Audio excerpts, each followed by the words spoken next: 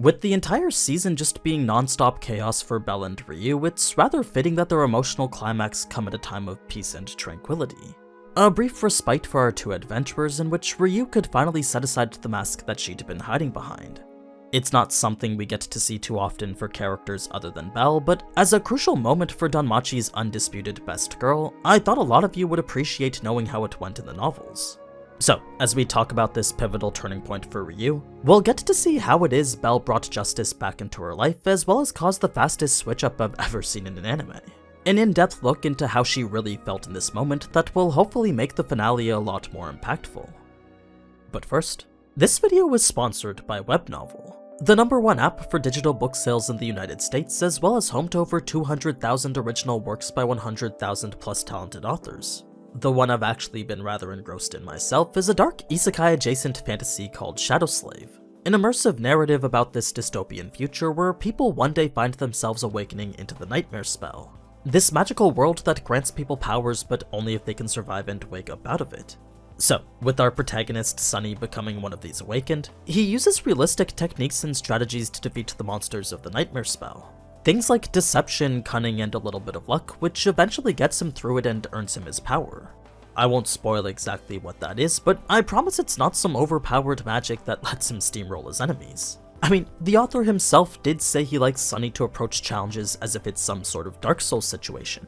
In any case, that initial survival was just the first of many obstacles Sunny is yet to encounter. The real action starts to happen when he gets to the Dream Realm, and it's there that you'll really get to see just how clever and crafty Sunny can be. So, if you want to check out Shadow Slave or any of Webnovel's other fantastic original creations, then be sure to use the link in the description to download the app for free today.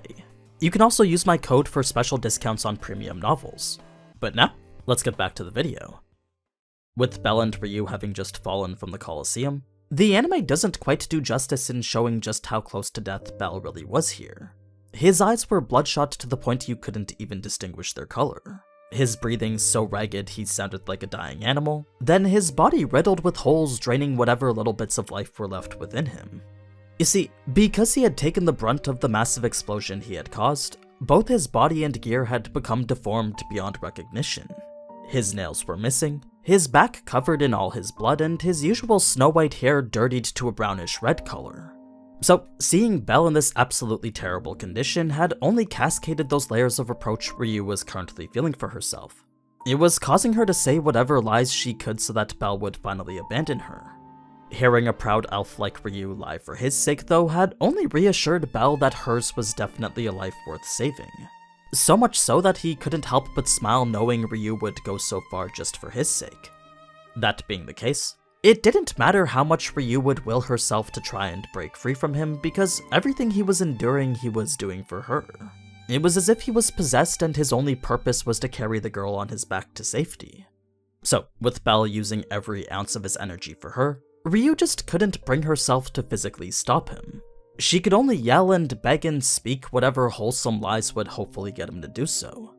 It was out of all that, though, that only one statement had gone to visibly upset Belle.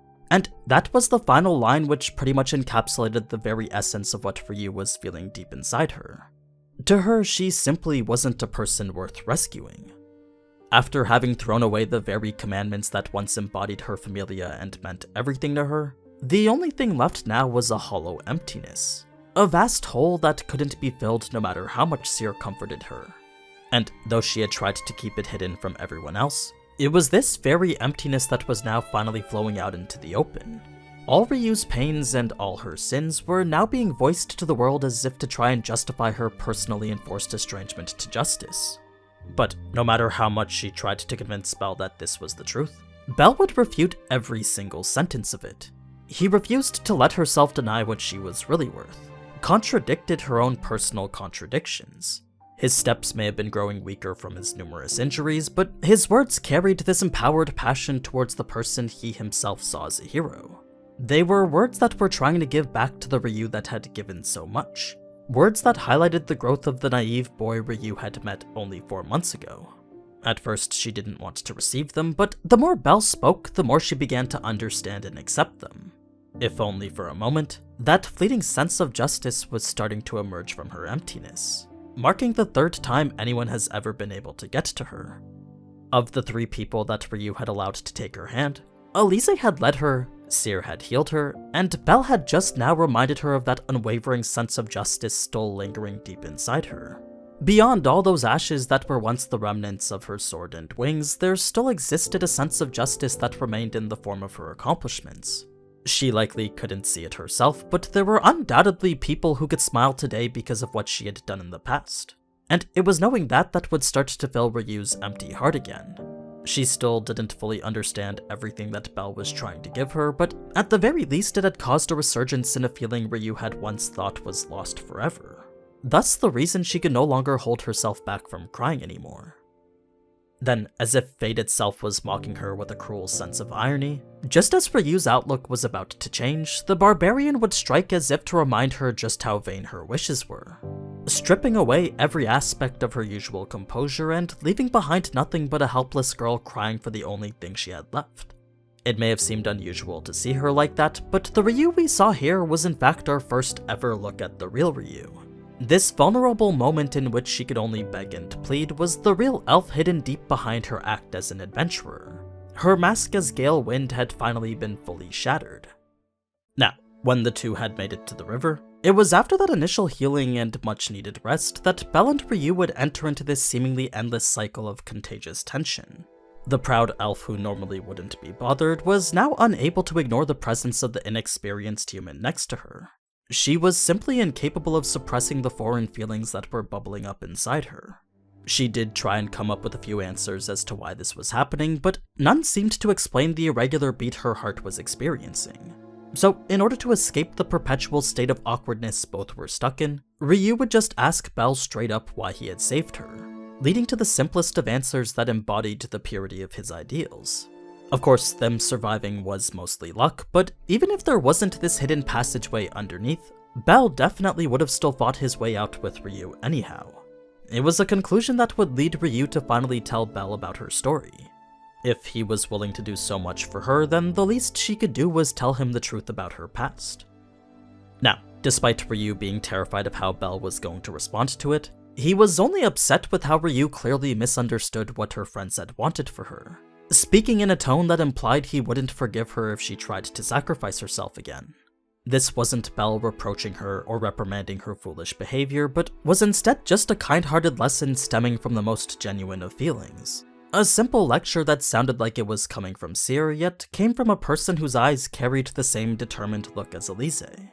So, with that creating this impulse for Ryuu to reach out and touch that person, the 2 would come to share an intimate moment just like how we saw in the anime. Ryuu would come up with every reason as to why it was necessary, and Belle would eventually accept it as being such. What the anime couldn't quite show us though was just how conflicting such a moment really was to her.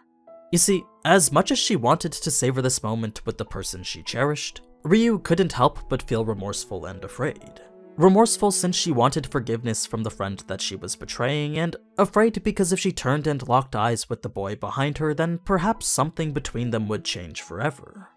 Ryuu truly wanted nothing more than to do exactly that, but no matter how much her heart whispered for her to turn around, doing that would send her on a path in which she wouldn't be able to turn back from. So, instead of giving in to the desires of the girl Ryuu would resist and instead let her proud elven side take control. She would apologize and ask for forgiveness for what she was doing now, but go no further than this one wistful moment.